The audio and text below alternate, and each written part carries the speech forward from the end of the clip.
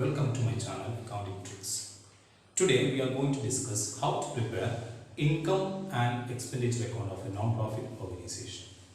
A non-profit organization final account ഉൾപ്പെടുന്ന income and expenditure account എങ്ങനെ ചെയ്യാമെന്നുള്ളതാണ് ഈ വീഡിയോയിൽ നമ്മൾ ഇന്ന് കാണാൻ പോകുന്നത്. Let us see a question.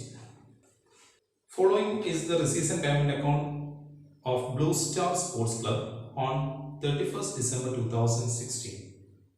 We are required to prepare income and expenditure account. Receipts and payments account തന്നിട്ടുണ്ട്. Receipts side നമുക്ക് നോക്കാം. Balance brought down. Cash balance 8,400. Subscription 12,300. Legacy 8,500. Life membership fee 6,000. Entrance fees 2,000. Donation for building 3,000. Sale of newspaper 200. Then payment side Nokia rent 6,800. Furniture 20,000. Honorarium 2,400, wages 300, electricity 1,800, stationery 800, sports equipment 4,000, general expense 500, balance brought down, cash closing balance 3,800, total 40,400. അത് കൂടാതെ informations adjustments തന്നിട്ടുണ്ട്. The first one, subscription outstanding on 31st December 2015 rupees 700 and on 31st December 2016 2,400 means കഴിഞ്ഞ വർഷം 700 രൂപ subscription കിട്ടാനുണ്ടായിരുന്നു, ഈ വർഷം 2,400 രൂപ കിട്ടാനുണ്ട്. കറണ്ട് ഇയർ അത് അടുത്ത വർഷത്താണ്. ദെൻ റെന്റ് ഔട്ട്സ്റ്റാൻഡിംഗ് ഉണ്ട്, ഈ വർഷം 1,200 രൂപ 2016 കൊടുക്കാനുണ്ട്. Then half of entrance fees should be capitalise. അപ്പോൾ എൻട്രൻസ് ഫീസ് എങ്ങനെ ട്രീറ്റ് ചെയ്യാന്നുള്ളത് കഴിഞ്ഞ വീഡിയോയിൽ പറഞ്ഞിട്ടുണ്ട്. അപ്പോൾ അത് ക്യാപിറ്റൽ റെസീറ്റ് ആയിട്ട് റവന്യൂ റെസീറ്റ് ട്രീറ്റ് ചെയ്ത് ക്വസ്റ്റ്യനിൽ പറഞ്ഞതുപോലെ ചെയ്യണമെന്നാണ്. ഇവിടെ ഇവർ പറയുന്നത് പകുതി ക്യാപിറ്റലൈസ് ചെയ്യണം എന്ന് പറഞ്ഞാൽ ഇവിടെ എൻട്രൻസ് ഫീ 2,000 ഉണ്ട്, അതിന്റെ പകുതി ക്യാപിറ്റലൈസ് 1,000 rupees ക്യാപിറ്റലൈസ് ചെയ്യണം. ഈ ക്വസ്റ്റ്യൻ നമുക്ക് എങ്ങനെ ചെയ്യാം എന്ന് നോക്കാം. ഈ ക്വസ്റ്റ്യൻ ഇവിടെ പോസ് ചെയ്ത് എഴുതി വെച്ചാൽ നിങ്ങൾ കുറച്ചുകൂടി എളുപ്പത്തിൽ മനസ്സിലാക്കാൻ പറ്റുന്നതാണ്. ഇൻകം ആൻഡ് എക്സ്പെൻഡിച്ചറിന്റെ ഫോമാറ്റ് നമ്മൾ മുന്നേ വീഡിയോ കണ്ടതാണ്, നമ്മൾ പഠിച്ചതാണ്. അപ്പോൾ ഇൻകം ആൻഡ് എക്സ്പെൻഡിച്ചറിന്റെ ഫോമാറ്റ് വരക്കുമ്പോൾ ശ്രദ്ധിക്കേണ്ടത് expenditure debit side, income credit side. അതിന്റെ പേര് ഇൻകം ആൻഡ് എക്സ്പെൻഡിച്ചർ ആണ്, അതുപോലെ എഴുതി പോകരുത്. First expenditure, credit side, income. അപ്പോൾ നമുക്ക് ആദ്യം ഇൻകം സൈഡ് എഴുതാം. അപ്പോൾ ഈ പറഞ്ഞ റിസീപ്റ്റ്സ് ആൻഡ് പേയ്മെന്റ്സ് അക്കൗണ്ടിൽ നിന്ന് എങ്ങനെ ഇൻകം ആൻഡ് എക്സ്പെൻഡിച്ചർ അക്കൗണ്ട് ചെയ്യാം. അപ്പോൾ ഇൻകം ആൻഡ് എക്സ്പെൻഡിച്ചർ അക്കൗണ്ട് ചെയ്യുമ്പോൾ ശ്രദ്ധിക്കേണ്ട കാര്യങ്ങൾ എന്തൊക്കെയാണ്? Income and expenditure account is a nominal account. ഇതൊരു നോമിനൽ അക്കൗണ്ട് ആണ്. നോമിനൽ അക്കൗണ്ട് മീൻസ് ഇതിൽ എക്സ്പെൻസ് ഇൻകം മാത്രമേ നമ്മൾ എഴുതാറുള്ളൂ. It's a nominal account. Second one, it records only revenue receipts and revenue payments. It records only revenue receipts and revenue payments. Revenue receipts ഉം revenue payments മാത്രമേ income and expenditure account എഴുതാൻ പാടുള്ളൂ.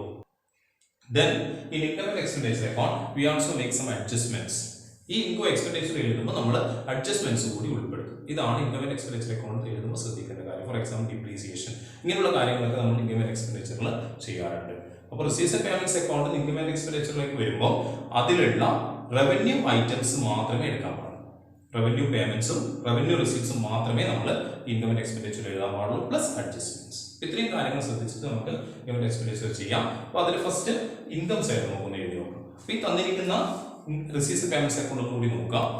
അപ്പോൾ receipts payments account first item എന്ന് പറയുന്നത് നമുക്ക് receipts ആയിട്ട് നോക്കിയാൽ ഫസ്റ്റ് ഐറ്റം എന്ന് പറയുന്നത് ബാലൻസ് പ്രോഡക്റ്റ് ആണ്. അതെന്താണ് ബാലൻസ് പ്രോഡക്റ്റ്? ക്യാഷ് എന്ന് പറയുന്നത് കഴിഞ്ഞ വർഷം അവരുടെ കയ്യിലുള്ള ക്യാഷ് ആണ്, അത് അസറ്റ് ആണെന്ന് അറിയാം. ഒരു കാരണവശാലും അത് ഇതിൽ എഴുതുന്നതല്ല. അപ്പോൾ അത് അസറ്റ് ആണ്, ബാലൻസ് ഷീറ്റ് എഴുതുന്നതാണ്, ഇതിൽ എഴുതാൻ പാടില്ല. അപ്പോൾ അത് നമുക്കറിയാം, അത് അസറ്റ് ആണ്, അത് ഒഴിവാക്കി. പിന്നെയുള്ള റിസീപ്റ്റ്സ് നോക്കുക. ആ റിസീപ്റ്റ്സിൽ ഫസ്റ്റ് വൺ എന്ന് പറയുന്നത് സബ്സ്ക്രിപ്ഷൻ ആണ്. അപ്പോൾ ഇവിടെ സബ്സ്ക്രിപ്ഷൻ 12,300 rupees ഉണ്ട്. ഇൻകം ആൻഡ് എക്സ്പെൻഡിച്ചറിലുള്ള സബ്സ്ക്രിപ്ഷൻ നമുക്കറിയാം, നമ്മൾ കണ്ടതാണ്. It is A revenue receipts, main income ആണ്. ആ ഇൻകം അതേപോലെ ഇൻകം സൈഡിൽ നമുക്ക് എഴുതാം, unless there is any adjustment. വേറെ ഒരു അഡ്ജസ്റ്റ്മെന്റ്സും അവിടെ ഇല്ല എങ്കിൽ, പക്ഷെ അഡ്ജസ്റ്റ്മെന്റ്സ് ഉണ്ടെങ്കിൽ നമുക്ക് അഡ്ജസ്റ്റ് ചെയ്തിട്ട് മാത്രമേ എഴുതാൻ പാടുള്ളൂ. ഇൻകം സൈഡിൽ എഴുതുന്ന ഒരു ഐറ്റം ആണ് സബ്സ്ക്രിപ്ഷൻ. എഴുതുമ്പോൾ അതിന്റെ അഡ്ജസ്റ്റ്മെന്റ്സ് നോക്കണം. Let's see the adjustments. Subscription outstanding on 31st December 2015 rupees 700 and on 31st December 16 2,400. അതിന്റെ മീനിങ് എന്താണ്?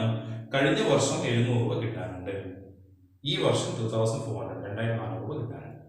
അപ്പോൾ കഴിഞ്ഞ വർഷം കിട്ടാനുള്ള 700 രൂപ കഴിഞ്ഞ വർഷത്തിലാണ്, അത് ഈ വർഷത്തേക്കല്ല. 600 രൂപയും അതേപോലെ കഴിഞ്ഞ വർഷത്തെ 700 രൂപയും മൈനസ് ചെയ്യണം, 2,400 രൂപ ആഡ് ചെയ്യണം. അപ്പോൾ സബ്സ്ക്രിപ്ഷൻ നമ്മൾ എഴുതേണ്ടത് എങ്ങനെയാണെന്ന് നോക്കാം. സബ്സ്ക്രിപ്ഷൻ നമുക്ക് ഇൻകം ആൻഡ് എക്സ്പെൻഡിച്ചറിലെ ഇൻകം സൈഡ് എഴുതുന്നു. എഴുതുമ്പോൾ സബ്സ്ക്രിപ്ഷൻ ഇവിടെ തന്നിരിക്കുന്ന എമൗണ്ട് 12,300, അഡ്ജസ്റ്റ്മെന്റ്സ് ഉള്ളതുകൊണ്ട് നമ്മൾ ഇന്ന കോളത്തിൽ എഴുതുന്നു, plus outstanding on 31st December 16. ഈ വർഷം നമുക്ക് കിട്ടാനുള്ള 2400 രൂപ നമ്മൾ ഇതിന്റെ കൂടെ ആഡ് ചെയ്യും. ഈ വർഷം കിട്ടാനുള്ള 2400 ആഡ് ചെയ്യുന്നു 14,700. ഇനി രണ്ട് അഡ്ജസ്റ്റ്മെന്റ്സ് ഉണ്ട്. നമുക്കറിയാം, ഒന്ന് അടുത്ത വർഷത്താണ്, ഒന്ന് കഴിഞ്ഞ വർഷത്താണ്. ഒന്ന് അടുത്ത വർഷത്താണ്, ഒന്ന് കഴിഞ്ഞ വർഷത്താണ്. ഇത് രണ്ടും നമുക്ക് മൈനസ് ചെയ്യണം. അപ്പൊ അതിന് ലെസ്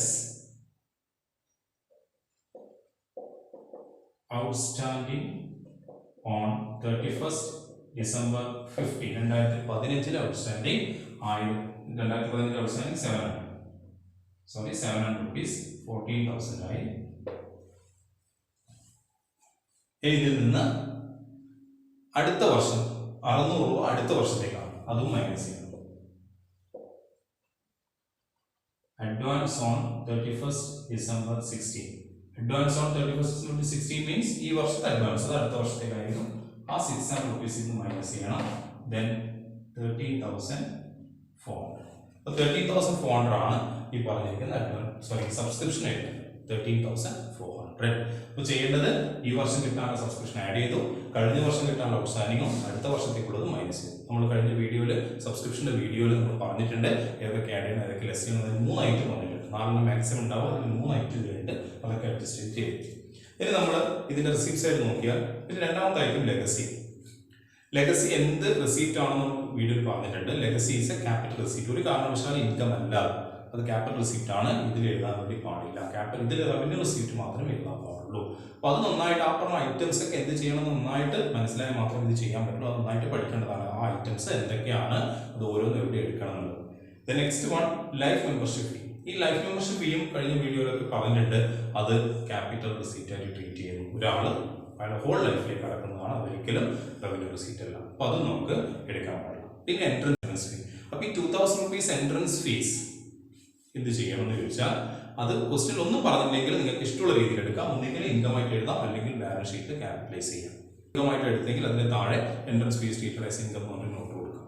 അല്ലെങ്കിൽ ആസ് എ ക്വസ്റ്റ്യൻ ആണ്. ഇപ്പോൾ ഇവിടെ ക്വസ്റ്റ്യനിൽ താഴെ അഡ്ജസ്റ്റ്മെന്റ്, അതിൽ half of entrance fee should be capitalise. Entrance ഫീയുടെ പകുതി ക്യാപിറ്റലൈസ് ചെയ്യണം. അപ്പോൾ പകുതി ക്യാപിറ്റലൈസ് ചെയ്യണം എന്ന് പറഞ്ഞാൽ അതിനർത്ഥം ബാക്കി പകുതി ഇൻകം ആയിട്ട് എടുക്കണം എന്നാണ്. അപ്പോൾ ഇൻകം ആയിട്ട് എഴുതാം എൻട്രൻസ് ഫീസ്. എൻട്രൻസ് ഫീസ് 2,000, അതിന്റെ ഹാഫ് 1,000, പകുതി 1,000 rupees ഇൻകം ആയിട്ട്. ദെൻ ഡൊണേഷൻ ഫോർ ബിൽഡിംഗ് ആണ്. നമ്മൾ ഇതിൽ പറഞ്ഞിട്ടുണ്ട് 2 ഡൊണേഷൻ ഉള്ളത്, general donation, specific donation.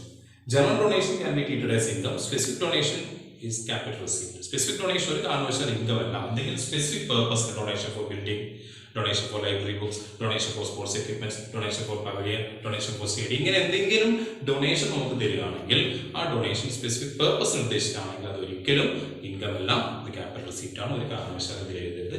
General donation ആണെങ്കിൽ നമുക്ക് ഇൻകം ആയിട്ട് ട്രീറ്റ് ചെയ്യാം. ക്വസ്റ്റ്യൻ പറയും അത് വലിയൊരു എമൗണ്ട് നമ്മൾ സാധാരണ ചെയ്യാറില്ല, ചെറിയ എമൗണ്ട് ആണ്, ഡൊണേഷൻ മാത്രമാണ് നമുക്ക് എഴുതാറുണ്ട്. ഇത് സ്പെസിഫിക് പർപ്പസിന് എന്നുള്ളത് വ്യക്തമായിട്ട് പറഞ്ഞിട്ടുണ്ട്, അതുകൊണ്ട് എടുക്കാൻ പാടില്ല. Next one, sale of newspaper. നമുക്കറിയാം sale of newspaper income ആയിട്ട് ട്രീറ്റ് ചെയ്യാറുണ്ട്. റവന്യൂ റെസിപ്റ്റ് ആണ്. Sale of newspaper, sale of newspaper ₹200. Sale of newspaper 200.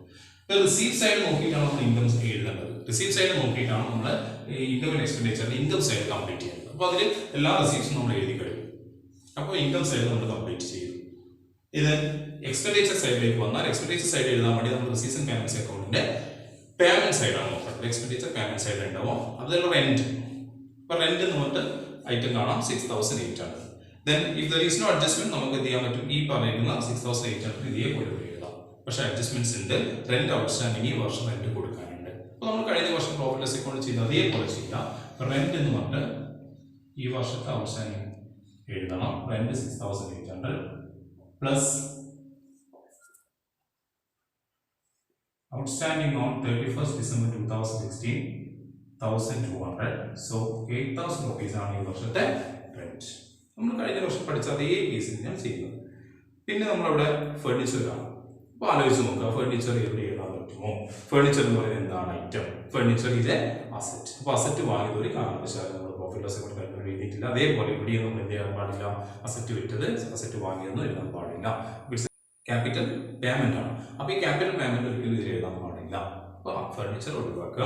Then honorary. അപ്പോൾ ഞാൻ പറഞ്ഞു ഐറ്റം നല്ല ധാരണ ഉണ്ടാവണം. Honorary means A revenue receipt ആണ്. അപ്പോൾ ഓണററിയും എക്സ്പെൻസ് ആണ്. ഓണററി അപ്പോൾ ഓണററിയും കൂടെ എക്സ്പെൻസ് ആയിട്ട് എഴുതണം. ഓണററിയം 2400. നെക്സ്റ്റ് ആയിട്ട് ഇവിടെ തന്നത് വേജസ് ആണ്. വേജസിന് വേറെ അഡ്ജസ്റ്റ്മെന്റ്സ് നമുക്കറിയാം, കഴിഞ്ഞ പഠിച്ചതാണ്. Wages is an expense, so it should be debited. Wages 300. Next ആയിട്ട് ഇലക്ട്രിസിറ്റി. നമുക്കറിയുന്ന കാര്യം തന്നെയാണ്. Electricity is A revenue expenditure, so electricity 1800. Then stationery. Stationery is also an expense. Stationery 800. The next one sports equipment. Sports equipments എന്ന് പറയുമ്പോൾ നമ്മൾ ശ്രദ്ധിക്കുക sports club ആണ്. Sports equipments എന്ന് പറയുന്നത് ഒരു സ്പോർട്സ് ക്ലബിനെ സംബന്ധിച്ചിടത്തോളം ഏറ്റവും വലിയ അസറ്റ് ആണ് സ്പോർട്സ് എക്വിപ്മെന്റ്സ്. അപ്പോൾ സ്പോർട്സ് എക്വിപ്മെന്റ്സ് അസറ്റ് ആണെന്ന് മനസ്സിലായാൽ അത് ഇവിടെ എഴുതാൻ പറ്റുമോ എന്ന് ചിന്തിക്കുക. ഒരു കാരണവശാലും ഇവിടെ എഴുതരുത്, അത് ക്യാപിറ്റൽ പേയ്മെന്റ് ആണ്. അസറ്റ് വാങ്ങി എഴുതരുത്. The next item given the question is general expenses, other expenses, miscellaneous expenses. എന്തെങ്കിലും പറയും മറ്റ് ചെലവുകൾ, അത് 500 രൂപയാണ്. അത് ചെലവ് തന്നെയാണ്. ജനറൽ എക്സ്പെൻസ് എക്സ്പെൻഡിച്ചർ സൈഡിൽ എഴുതാം. General expense 500.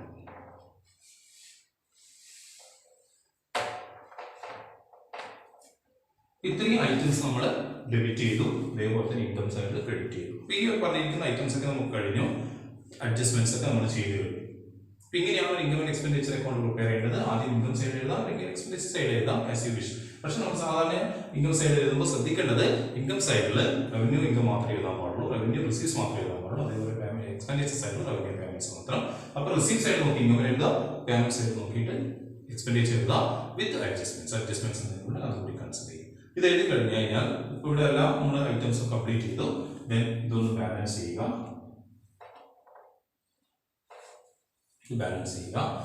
ആഡ് ചെയ്ത് കഴിഞ്ഞാൽ 14,600 14,600. ഇതൊക്കെ ആഡ് ചെയ്ത് കഴിഞ്ഞാൽ 13,800 വരും. ഇവിടെ ബാലൻസ് 800. അപ്പോൾ ഇൻകം സൈഡ് കൂടുതലും എക്സ്പെൻഡിച്ചർ സൈഡ് കുറവാണ് ഇവിടെ വന്നത്. Income side 14,600, expenditure side 13,800. So balance 800. When there is excess of income over expenditure, then it is known as surplus in non-profit organization. നമ്മൾ അതിനെ വിളിക്കുന്ന പേര് സർപ്ലസ് ആണ്. എക്സ്പെൻഡിച്ചർ സൈഡ് കൂടുതലും ഇൻകം സൈഡ് കുറവാണ് വരുന്നതെങ്കിൽ ബാലൻസ് ഇവിടെയാണ് വരിക. അത് നമ്മൾ വിളിക്കുന്ന പേരാണ് ഡെഫിസിറ്റ്. നേരെ ഓപ്പോസിറ്റ് ആണെങ്കിൽ സർപ്ലസ്. അപ്പോൾ സർപ്ലസ് അല്ലെങ്കിൽ ഡെഫിസിറ്റ് ആണ് ഇൻകം ആൻഡ് എക്സ്പെൻഡിച്ചർ അക്കൗണ്ടിന്റെ റിസൾട്ട് ആയിട്ട് വരും. അപ്പം ഇങ്ങനെയാണ് നമ്മളൊരു income and expenditure account prepare ചെയ്യുക. കൂടുതൽ വീഡിയോസ് കാണുന്നതിനായി ഈ ചാനൽ സബ്സ്ക്രൈബ് ചെയ്യുക. Thank you for watching this video.